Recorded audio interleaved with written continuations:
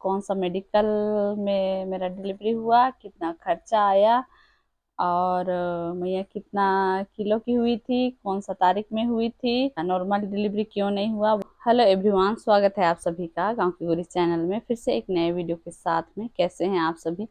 उम्मीद करती हूँ आप सभी अच्छे ही होंगे। हम लोग भी गाइस अच्छे ही हैं। और अभी मैया सो रही है तो मैं सोची आप सभी के लिए वीडियो शूट कर लेती हूँ। बहुतों का कमेंट है कि आपका डिलीवरी कहाँ हुआ था, कितना खर्चा आया, ये सब। तो इस वीडियो में मैं सारा चीज़ बताने वाली हूँ आप सभी को। मेरा डिलीवरी से रिलेटेड जितना भी बात है, सारा चीज़ मैं इस वीडियो में क्लियर कर दे रही हूँ। क्यों सिजेरियन हुआ, बहुतों का ये भी कहना है कि नॉर्मल डिलीवरी होना चाहिए था, सिजेरियन नहीं होना चाहिए था, ऐसा भी है। आप सभी को ये भी बताऊंगी कि मैया कितने तारीख को पैदा हुई, कितना किलो की थी जब पैदा हुई थी तब, और कितना समय में पैदा हुई। और अलग से वीडियो मैं नहीं बनाऊंगी, इसीलिए वीडियो को अच्छे से देखिएगा, क्योंकि बार बार एक ही चीज़ को मुझे बोलना अच्छा नहीं लगता है। और बहुत लोग बोलते भी हैं कि आप एक ही बात को बार बार दोहराते हैं, इसीलिए मैं नहीं दोहराऊंगी। सबसे पहले मैं आप सभी को बताना चाहूँगी कि मेरा डिलीवरी कौन सा मेडिकल में हुआ। तो मैं आप सभी को बता दूं, मेरा डिलीवरी दिशा नर्सिंग होम में ही हुआ, जहां शुरुआत से मैं अपना इलाज करवा रही थी, वहीं पर हुआ। डिलीवरी में कितना खर्चा आया, तो सब मेडिकल में थोड़ा बहुत ऊपर नीचे होता है अलग अलग। तो आप सभी को पता है मेरा सी सेक्शन हुआ है। मैं डॉक्टर से पहले ही पूछी थी कि कितना खर्चा आएगा मैम। नॉर्मल डिलीवरी का भी और सिजेरियन का भी पता की थी कि मुझे फाइनल अमाउंट बताइए आप सभी कि कितना खर्चा आएगा, बोल करके मैं पहले ही पता कर चुकी थी। डायरेक्ट मैं डॉक्टर से ही बात की थी पैसा वगैरह के बारे में। तो मैं आप सभी को बता दूं, मेरा सी सेक्शन हुआ है तो टोटल मेरा वहाँ 40 के खर्चा हुआ। और थोड़ा बहुत ऊपर नीचे तो हुआ, क्योंकि और भी जैसे मिठाई खरीदना हुआ या नर्सों को थोड़ा बहुत हम लोग अपने खुशी से दिए, तो वो सब करते करते 45 के उतना। लेकिन मेडिकल में हम लोग 40 के पे किए थे, इतना मुझे मालूम है। जहाँ तक मुझे थोड़ा बहुत पता है कि हर मेडिकल में 40 के 45 के इतना खर्चा हो ही जाता है, सी सेक्शन में खासकर। बात रही कि नॉर्मल डिलीवरी ही होना चाहिए था, ऐसा किसी किसी का कहना है। तो मुझे भी शौक नहीं था अपना पेट कटवाने का, हम लोग भी नॉर्मल डिलीवरी ही हो ऐसा ही चाहते थे। नॉर्मल डिलीवरी नहीं हुआ, उसका कुछ रीज़न है, मैं आप सभी को वो रीज़न बताना चाहूँगी। मेरा 2 दिन से लीकिंग चल रहा था थोड़ा थोड़ा, और 9 मंथ पूरा हो चुका था। मेरा तबीयत भी खराब था और थोड़ा थोड़ा लीकिंग भी चल रहा था, बहुत ज़्यादा नहीं, एकदम थोड़ा थोड़ा। तो मुझे लगा कि इससे तो कुछ ज़्यादा दिक्कत नहीं होगा इस तरह से। मेरा ईडीडी था 2 अगस्त का, तो 2 अगस्त तो संडे था और उस दिन डॉक्टर नहीं थी, और 1 तारीख से ही मेरा लीकिंग चल रहा था। सोचे कि 2 तारीख को ईडीडी है तो 2 तारीख को जाएंगे, और मैं मेडिकल फ़ोन भी की थी तो पता चला कि डॉक्टर नहीं है, मेडिकल में कहीं गई हुई है। और डॉक्टर ऐसे हमको 3 तारीख को बुलाई थी। हमको ना पेन हुआ ही नहीं, एकदम मतलब दर्द उठा ही नहीं। तो जब तक दर्द नहीं उठेगा नॉर्मल डिलीवरी कैसे होगा, है ना। बच्चा के आसपास का पानी घट गया था, जिस तरफ में बच्चा था उस तरफ में पानी ना के बराबर था, और वैसे में नॉर्मल डिलीवरी संभव नहीं था। इसीलिए इमरजेंसी में मेरा सी सेक्शन करवाया गया, क्योंकि रिस्क नहीं ले सकते थे। 1 बजे मैं मेडिकल गई थी और 3 बजे मेरा ऑपरेशन हो गया था। तुरंत में तत्काल में डॉक्टर हमको चेक की तो पता चला कि वाटर बहुत कम है, और मैं चाहती थी कि मेरा बच्चा सही सलामत इस दुनिया में आए। मैं कोई भी रिस्क नहीं लेना चाहती थी, क्योंकि 9 महीना मैं इंतज़ार की थी बहुत सही, और उसके बाद अंत में कुछ भी हासिल ना हो, ऐसा मैं बिल्कुल भी नहीं चाहती थी। इसीलिए डॉक्टर जब हम लोग को सजेस्ट किए कि आपको ऑपरेशन करना पड़ेगा, डॉक्टर हमको बोले कि आप अपना पति से बात कर लीजिए, अपने फैमिली से बात कर लीजिए। तुरंत मेरे पति से हम लोग डिस्कस किए कि ऐसी ऐसी बात है, क्या किया जाए बोल करके। तो रिस्क हम लोग नहीं लेना चाहते थे, इसीलिए कैसे भी करके बस बच्चा को सुरक्षित इस दुनिया में लाने का हम लोग सोचे। मैं बोली पैसा तो आएगा जाएगा, कमा लेंगे, 40-50 हज़ार कोई बड़ी बात नहीं है। अगर सही सलामत हम लोग रहे तो 40-50 हज़ार क्या, हम लोग लाखों में कमा लेंगे, ऐसा करके हम लोग सोचे।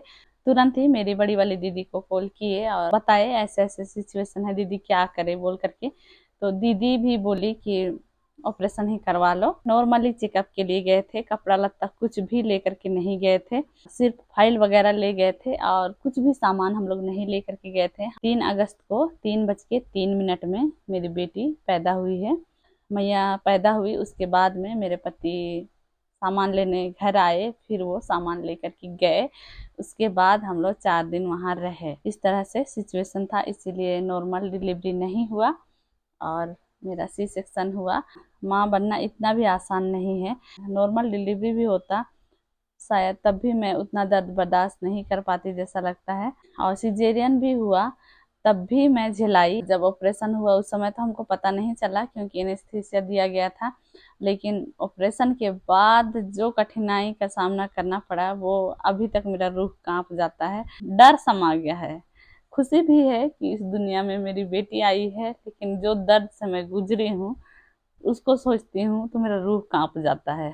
नॉर्मल डिलीवरी होता तो बेनिफिट तो बहुत था कि आसानी से मैं रिकवरी कर पाती, क्योंकि अभी मैं भारी सामान नहीं उठा सकती, अच्छे से मैं नहीं खा पा रही हूँ तेल मसाला सब। नॉर्मल डिलीवरी में वो सब बेनिफिट मिल जाता, लेकिन नहीं हुआ तो क्या ही कर सकते हैं ना।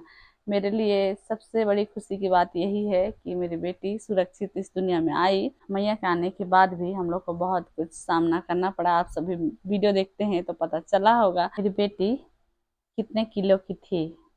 तो मेरी बेटी 2 किलो 700 ग्राम की हुई थी और पैदा हुई और खूब रोई। तो बोलते हैं जब पैदा होने के बाद बच्चे रोते हैं तो वो अच्छा होता है। तो मैया तो बहुत रोई थी, मुझे सुनाई पड़ रहा था, लेकिन मुझे ये नहीं पता था कि मेरी ही बेटी रो रही है।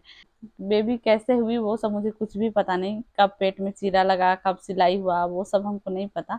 बहुत ज़्यादा मैया रो रही थी तो वो सब मैं सुन पा रही थी। सारा मैं आप सभी को बता दी कि कौन सा मेडिकल में मेरा डिलीवरी हुआ, कितना खर्चा आया और मैया कितना किलो की हुई थी, कौन सा तारीख में हुई थी। सारा तो मैं आप सभी को बता ही दी। क्या छूट गया है मेरा डिलीवरी से रिलेटेड?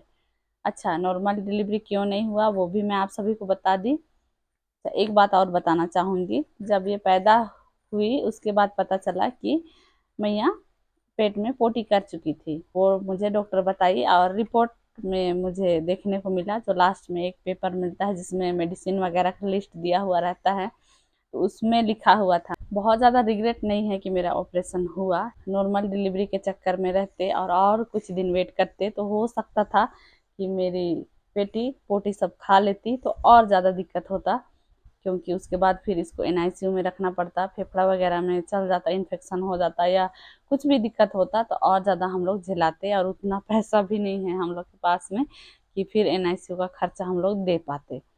तो जो भी होता है अच्छे के लिए ही होता है। हर चीज़ को लेकर रिग्रेट नहीं करना चाहिए। कभी कभी यही सोच लेना चाहिए कि जो होता है अच्छे के लिए ही होता है। जो भी हुआ अच्छा ही हुआ। परमेश्वर का दया से मुझे सब झेलने का शक्ति मिला। बहुत झेलाई, झेलाने का तो ऐसी बात नहीं है, करवट भी मैं नहीं ले पाती थी, लेकिन वहाँ की नर्सों का बहुत बहुत धन्यवाद। वो लोग मेरा बहुत अच्छे से ख्याल रखी।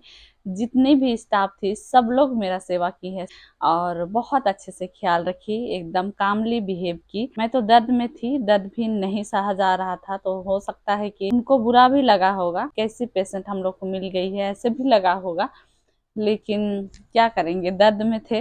लेकिन वो लोग बहुत अच्छे से हमको सेवा की, सब लोग बहुत अच्छा लगा। जिस दिन डिस्चार्ज हुआ मैं डॉक्टर से भी मिल करके आई और डॉक्टर को एक प्यारा सा हग दे करके आई थी। मुझे उस मेडिकल में जितना भी हम लोग पेमेंट किए सारा मुझे सही लगा। ऐसा नहीं लगा कि मतलब बहुत ज़्यादा ये लोग मेरे से पैसा लिए, वैसा नहीं लगा। और कुछ सवाल है तो आप सभी कमेंट कीजिएगा, मैं रिप्लाई देने का कोशिश करूँगी। और सारा तो मैं ऑलमोस्ट बता ही चुकी हूँ जैसा लग रहा है। अगर कुछ छूट गया है तो कमेंट कीजिएगा, मैं पढ़ूंगी और उसका रिप्लाई देने का कोशिश करूंगी। इस वीडियो को यहीं तक रखती हूँ, जल्दी मिलूंगी आप सभी से एक नए वीडियो में। आज का वीडियो पसंद आए तो वीडियो को लाइक शेयर कीजिए, चैनल पर नए हैं तो चैनल को सब्सक्राइब कीजिए। Okay then, bye everyone.